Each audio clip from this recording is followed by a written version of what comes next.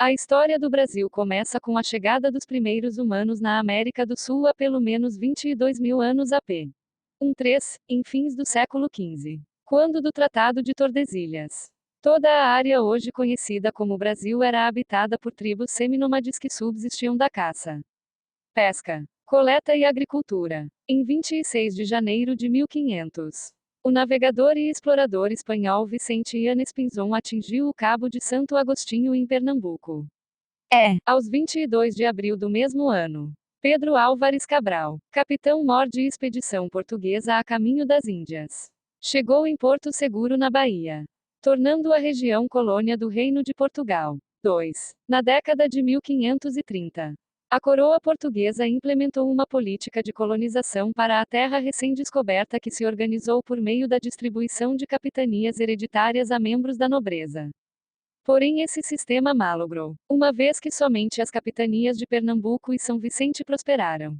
Em 1548 é criado o Estado do Brasil, com consequente instalação de um governo geral. E no ano seguinte é fundada a primeira sede colonial, Salvador. A economia da colônia, iniciada com o extrativismo do pau-brasil e as trocas entre os colonos e os índios, gradualmente passou a ser dominada pelo cultivo da cana-de-açúcar com o uso de mão de obra escrava, inicialmente indígena e depois africana, que tinha em Pernambuco o seu principal centro produtor, região que chegou a atingir o posto de maior e mais rica área de produção de açúcar do mundo.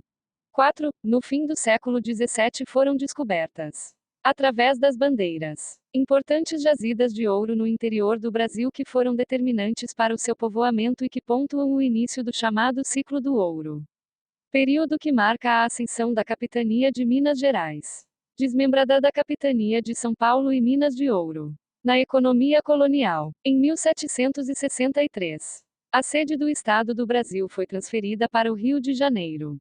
5. Em 1808, com a transferência da corte portuguesa para o Brasil, fugindo da possível subjugação da França, consequência da guerra peninsular travada entre as tropas portuguesas e as de Napoleão Bonaparte, o príncipe regente Dom João de Bragança, filho da rainha Dona Maria I, abriu os portos da então colônia, permitiu o funcionamento de fábricas e fundou o Banco do Brasil. Em 1815, o então Estado do Brasil foi elevado à condição de reino, unido aos reinos de Portugal e Algarves, com a designação oficial de Reino Unido de Portugal, Brasil e Algarves, tendo Dona Maria I de Portugal acumulado as três coroas. Em 7 de setembro de 1822, Dom Pedro de Alcântara proclamou a independência do Brasil em relação ao Reino Unido de Portugal, Brasil e Algarves, e fundou o Império do Brasil, sendo coroado imperador como Dom Pedro I. Ele reinou até 1831, quando abdicou e passou a coroa brasileira ao seu filho, Dom Pedro de Alcântara, que tinha apenas 5 anos. 6. Aos 14 anos. Em 1840, Dom Pedro de Alcântara, filho, teve sua maioridade declarada, sendo coroado imperador no ano seguinte como Dom Pedro II.